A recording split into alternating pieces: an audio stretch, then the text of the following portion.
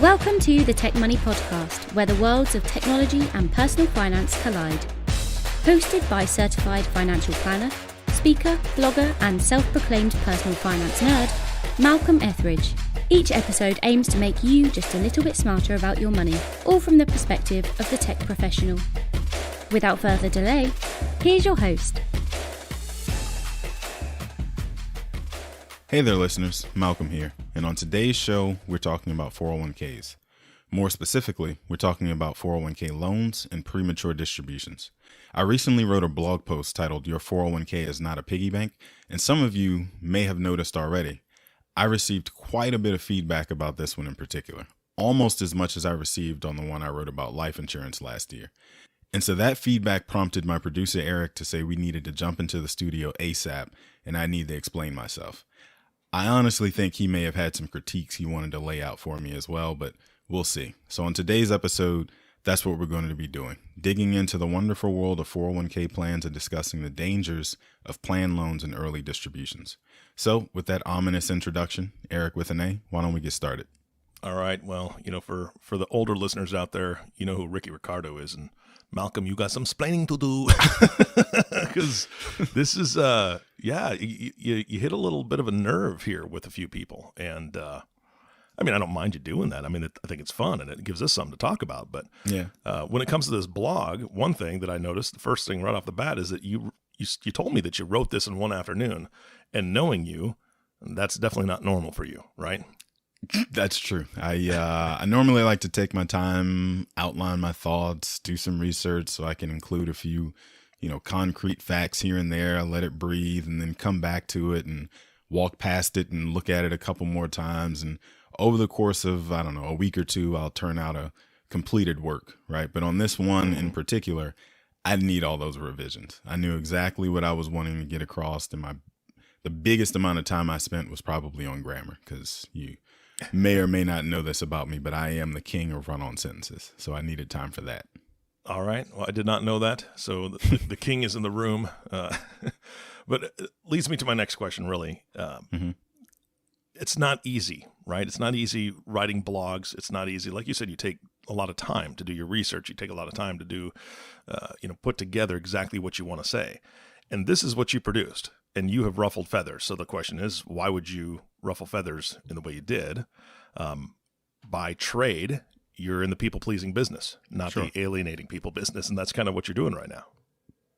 Well, I like to think the reason my clients choose to be my clients, or one of the reasons I should say, I hope there's many, but I don't feel the need to say a bunch of nonsense that I don't believe. I think that's a differentiator between me and a lot of people in the space, is that the financial services industry is full of people who are too afraid to have an opinion and actually help guide people because they're afraid of being wrong. So I like to think, the reason people come to me in the first place is they want my professional opinion, right? They're almost screaming, tell me what to do. And then, advisors hem and haw around giving a real answer. But I imagine if you went to see an orthopedist, right, about your knee injury, and they told you all three of the ways they could potentially help fix your problem, and then just walked out of the room without telling you what they recommend and how they'd go about solving that problem, you'd be pissed, right? Probably limp back to your car mumbling all kinds of curse words, right? So that's basically, to me, the same type of advice I see often given online when people are looking for some guidance. So yes, I have various strong opinions on things, and I also know what I'm talking about, right? So my opinions are rooted in something. But I also understand that my brand of matter-of-factness is not going to resonate with everybody, right? So sure, some people will be turned off by the title of this episode alone and won't ever actually listen to it. And I guess I should say too, I don't mean for this to come off as a lecture, right? I don't want it to sound like I'm chastising anybody. Let's keep in mind, my goal here for doing this podcast is to help close the information gap when it comes to personal finance, right? That's in the show's description online. So I choose to believe that if people knew better, they would do better. And so I'm helping make sure that people know better going forward, and then there's no excuse not to do better. Yeah. And I think you hit it right on the head when you said some people may look at the title, not really listen to anything else. Because I think there's a huge mindset out there that people don't want to be judged, right? Oh, he's judging me. He's passing judgment. Well, I know you well enough to know that that's not the case, but it'll be interesting to get into this podcast today. So let's get into it. Let's start at the very, very beginning. What prompted you to even write this blog in the first place? What happened that made you say, I got to get this on paper? Well, I've just noticed two separate trends recently. I'd say in the last, call it 12 months. I don't know. But they've made me feel a little bit uneasy, and I thought it might help if I said something about it, since I know at least 2 or 3 people actually read the stuff that I write, right? One is you and one's my mom. So I know that, there's a handful of people who actually read the stuff I write, and I thought maybe, me saying something about it might help. Yeah, well, it sounds like I'm in good company if I'm in there lumped in with your mom. I appreciate that. Shout out to Mom. Whoop, whoop. All right. So if people are just tuning into this and they haven't read it, right? Maybe they haven't even seen the blog yet. Let's get into that, because we need to know exactly what you're saying so everybody can be on the same page. So the whole premise, or maybe theme is a better word, I don't know grammatically, but the whole concept is that your 401k is not meant to be used like a piggy bank to tap into at will, right? Mm-hmm. So I mentioned there's 2 separate trends that I'm noticing. And so the first instance I've noticed is people who don't actually need to take a 401k plan distribution under the CARES Act, the option that came out under the CARES Act in 2020 to help people who are struggling under COVID-related, setbacks.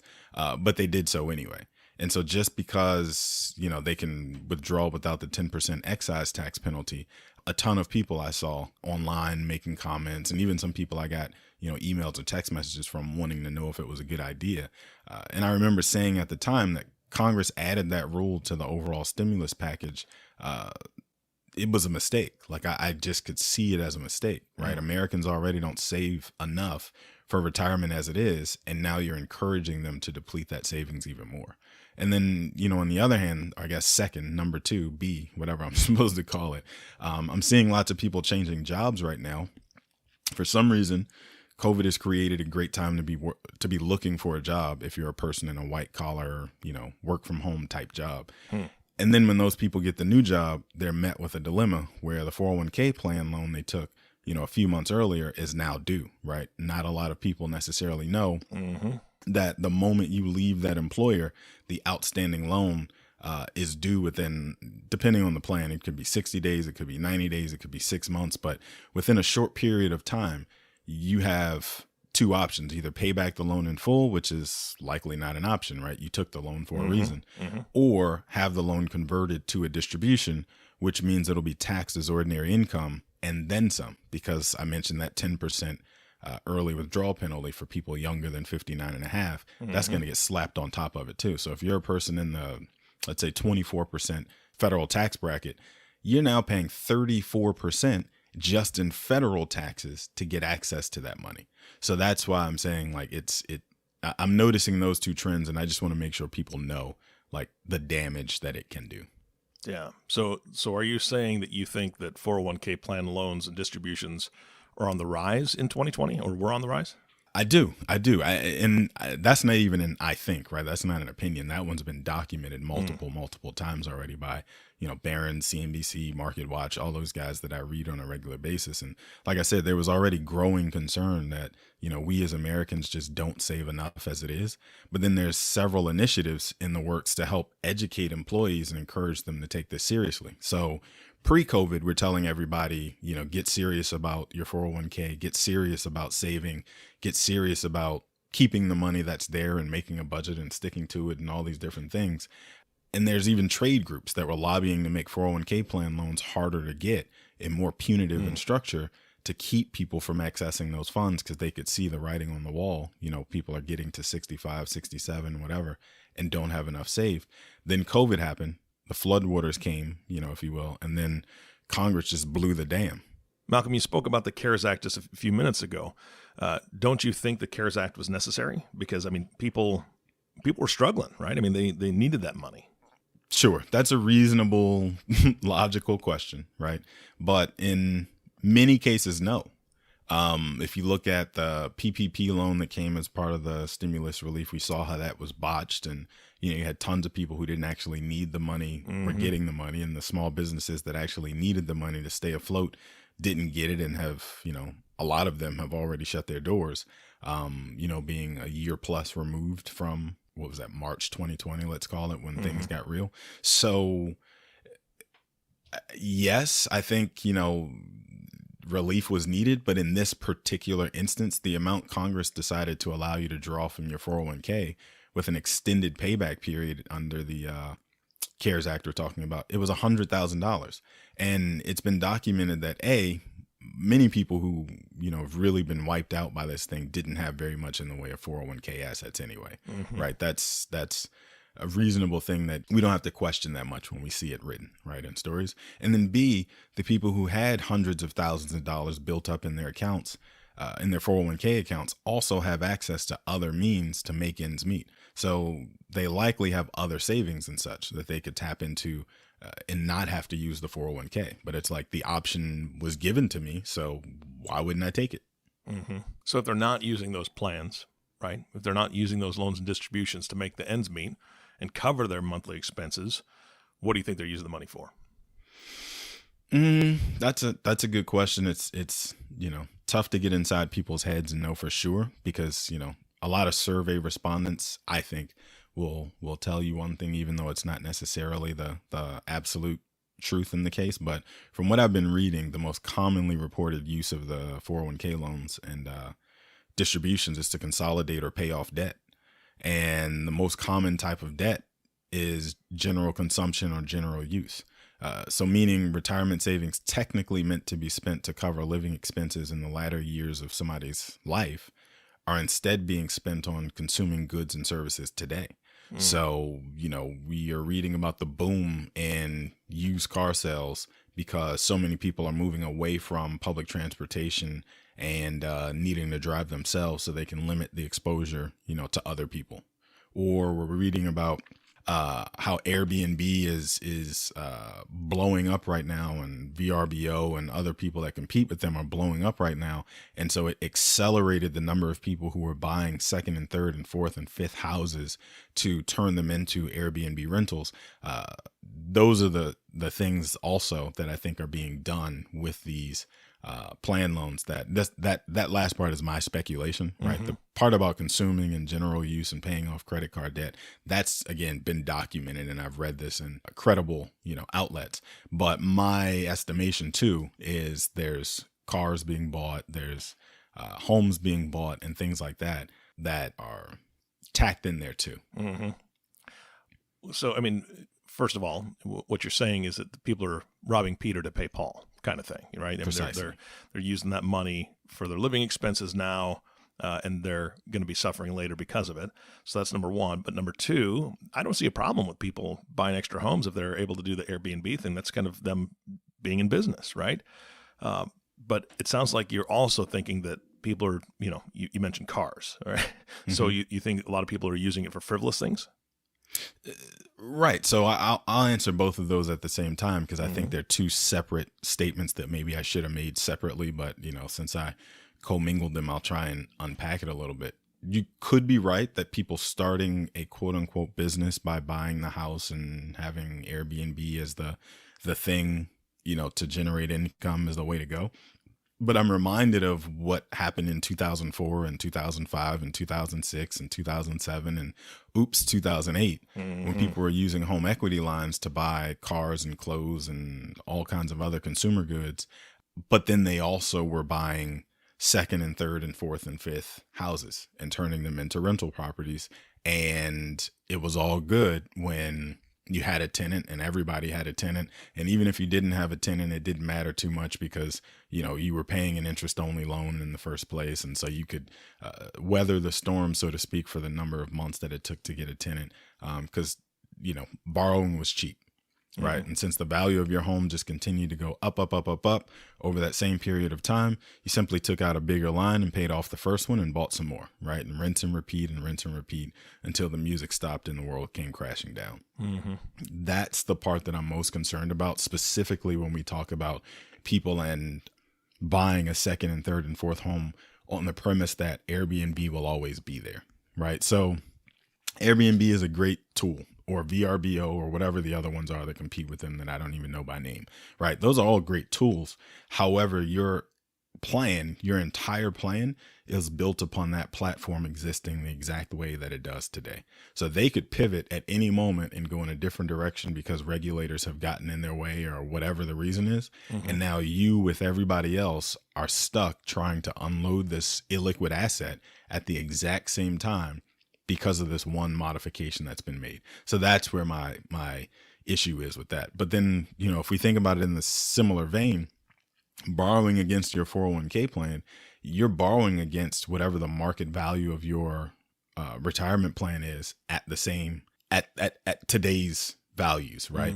And so as we continue to hear people talking about the market is overheated, the market is due for a correction, what's driving the market right now, since there's a ton of hurt out there on Main Street, what's the disconnect with Wall Street and blah, blah, blah, right? So if you think about it in the same terms as the housing market, when people were saying, wow, things are looking a little frothy, things are looking a little unsustainable, like how are we lending money against these assets that are inflated a little bit too high? It's kind of similar, right? The difference is obviously, you're not borrowing from a bank to do it, right? Lenders aren't allowed to be that frivolous anymore. The housing market got a slap on the wrist, and then they had to pay some small fines and went through a few years of public shaming and congressional hearings and whatever. But it looks a little bit similar is the concern that I have. And I know I'm going off on a tangent. I'm getting a little bit away from, what we were initially talking about, but these are all the things that make me concerned when I see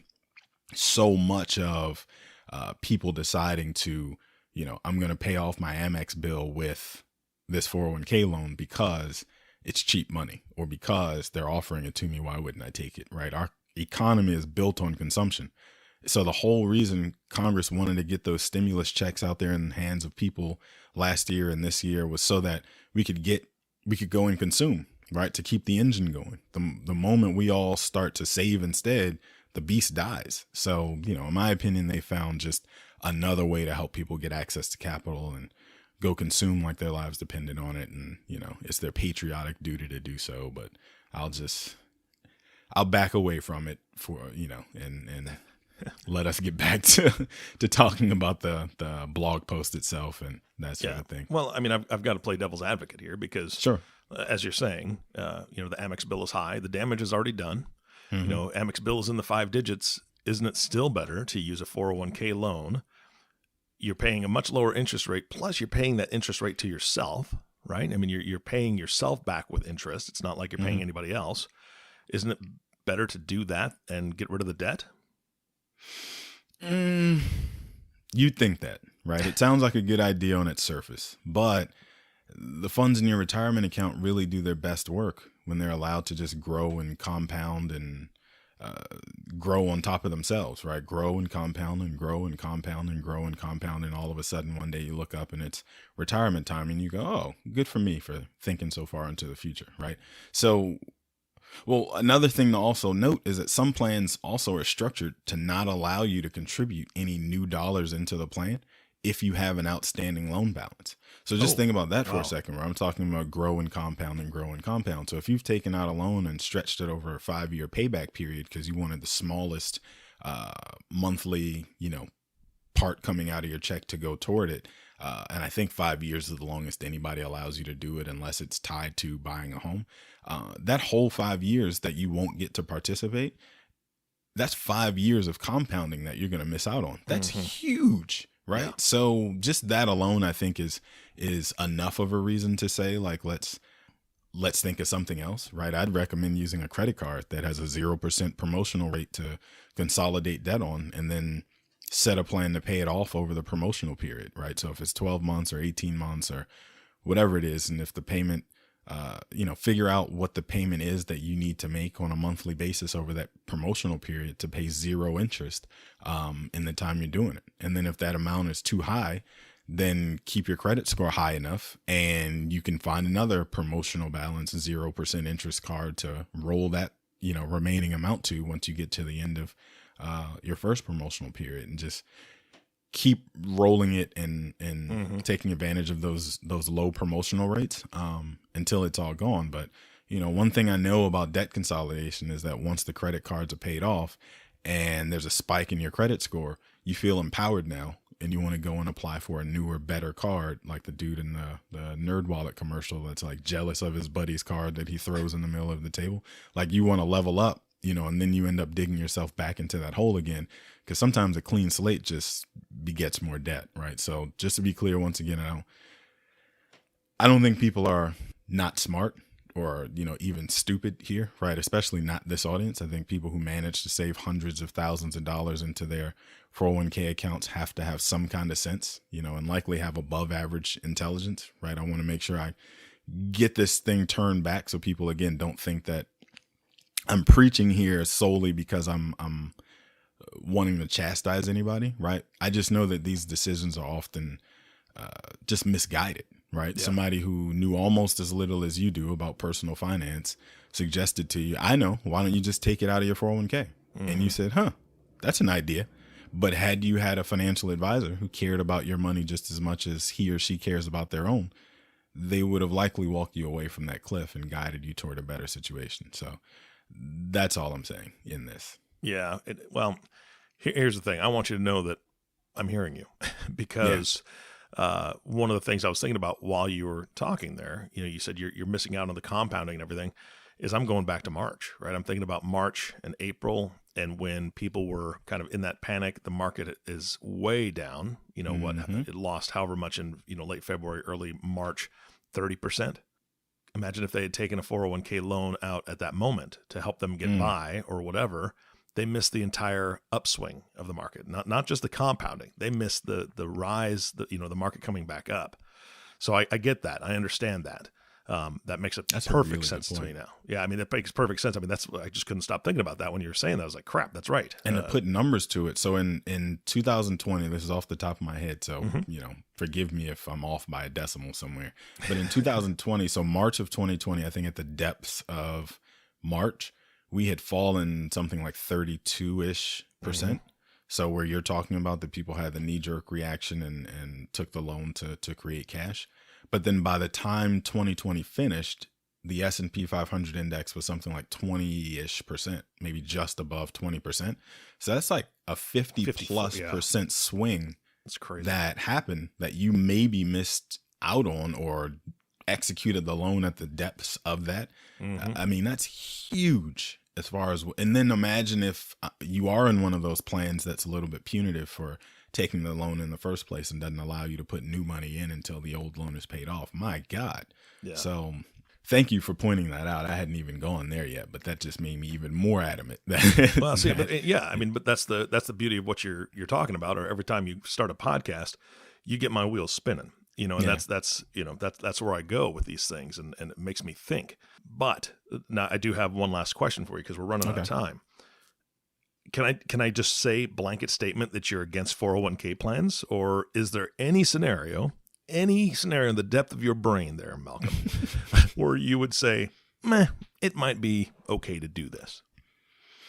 There's probably a small handful. That's actually a fair question. That's not crazy. The short answer is no, right? So I said there's a small handful of them. I'm not 100% against plan loans, but I think anytime you can make a plan and be disciplined in paying back, the amount that you borrowed.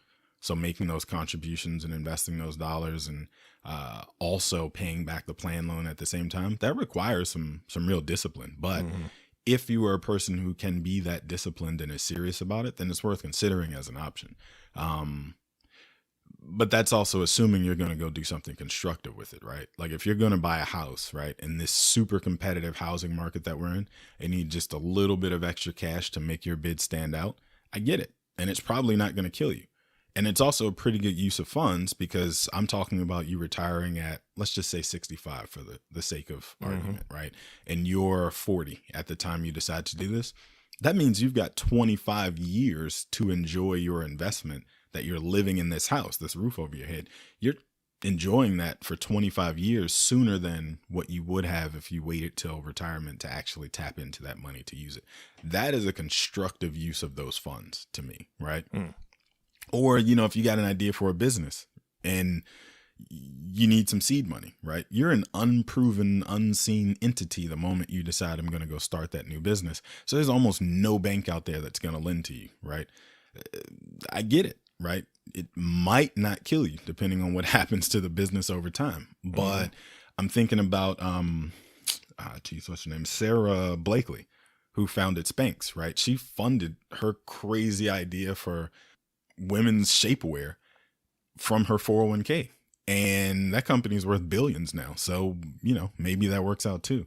But those probably are the two, at least that come to my mind first, that I think make a good bit of sense. And as long as, like I said, you're diligent about getting those funds back in there at some point, then I can't knock you. But I mentioned, the Airbnb thing.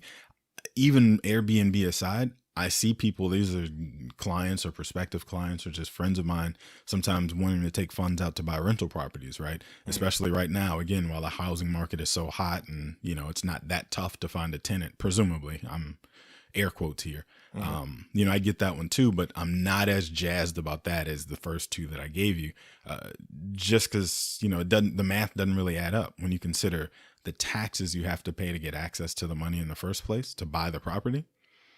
You'll likely make more time. You'll likely make more money over a longer period of time by leaving those dollars in the market to do their thing compared to what that rental would return you over that same time period, right? So after accounting for the cost of renovating the property to put it into service as a rental, right? The cost to clean it up and make it nice between tenants, recovering your rents not paid and all those court fees, damages to the property, business licenses and fees, depending on where you live. Some people require you to have a business license to be a landlord. The list goes on. Those are just the ones I know off the top of my head from having been a landlord in the past, a disgruntled landlord in the past, I should add. Those are all the things that go into the cost of buying that rental and having it and being a landlord that I don't think people necessarily consider when they get the idea that, oh, I'm just going to use my 401k money, go buy a rental property, and that's going to be my bigger retirement nest egg. That usually is a losing proposition when you compare, the 9-10% return on the S&P 500 over a rolling 10-year period versus the, 2 or 3% maybe average annual return that you might be able to squeak out if you live in a good enough area and you're good about controlling costs. So that one I don't like as much. And I hear people say, this is a great idea that X person told me. So yes, there's some scenarios where it does make some sense, but not many. Short story long. Well, Malcolm, I'm hoping that, if people started listening to this podcast through gritted teeth, that they made it all the way through, right? To hear your thoughts and where your heart is at, because I think that that's the thing that I like about you most is that I know that these topics, these subjects, these guests that you bring on come from a place of really trying to educate people. And so I appreciate that about you, man. I know that people often think that the job of an advisor is to tell people no, right? That's usually what people think a financial advisor's job is. My friends joke about it all the time. But the thing to keep in mind is that the job of an advisor is really to help you figure out how to do the things that you want to do reasonably, right? So, if you want to take a big vacation or invest in your nephew's crazy business idea or become your own boss, I think that's fine. I think that's beautiful and it's a good idea as long as you understand the trade-offs that you have to make in order to do it, right? Yeah. So maybe it's a year of not going on vacation to take that big vacation, right? Or maybe it's setting aside your bonus next year as the amount that you're going to invest in your nephew's startup and saying to yourself, that's the limit. Whatever comes of it will be. And if it goes to zero, that's fine too, because it was only 1 year's bonus, right? Yeah. Not your entire life savings. Or, helping you save over the course of a couple years to help fund your exit from corporate America and into launching your own thing rather than depleting your entire 401k, to do it, to get the capital to do it. Helping people understand how to mitigate the risks, I think is really what the job is. And that's what I'm focused on here. It's not me preaching at people and just being Dr. No. So anyway, I'm off my soapbox, I promise. All right. Well, I appreciate you being on the soapbox. And now that you're off, I want to thank you for your time today. This is fantastic, man. I am glad you think so. We'll see, once we hit publish and the world gets a hold of it, but at least you and I will be satisfied with the way it went. Absolutely. And of course, the last thank you goes to you, listening audience. Thank you for tuning in and listening to the Tech Money Podcast with Malcolm Ethridge. If you have not subscribed to the podcast yet, please click the subscribe now button below. This way, when Malcolm comes out with a new podcast, it'll show up directly on your listening device. You can also connect with Malcolm on various social media. Malcolm, which one's the best one to connect with you on? At Malcolm on Money on all social medias, but Twitter is the one I'm probably the most active on. Right on. That's great. And we would appreciate it if you share these podcasts with your colleagues. Again, thanks for listening today. For everyone at Tech Money, our hope is that this show helped make you a little smarter about your money. This has been the Tech Money Podcast. For more information on today's topic, to review the show notes, or to catch up on past episodes, be sure to check out malcolmethridge.com/podcast. And if you have an idea for a show topic that you'd like us to cover, or you want to send us feedback, the web address again is malcolmethridge.com. You can also find Malcolm across all social media platforms at Malcolm on Money. This episode was written and created by Malcolm Ethridge, with the production, the editing and sound controls powered by Top Advisor Marketing, Proudmouth. This has been a Malcolm on Money original. Thank you for listening. The information shared in this recording and by its guests represents the views and opinions of the guests and does not represent the views or opinions of the host. This content has been made available for informational and educational purposes only. This content is not, nor is it intended to be a substitute for professional financial advice. It is always recommended that you seek the advice of your financial advisor or other qualified financial service provider with any questions you may have regarding your personal financial situation.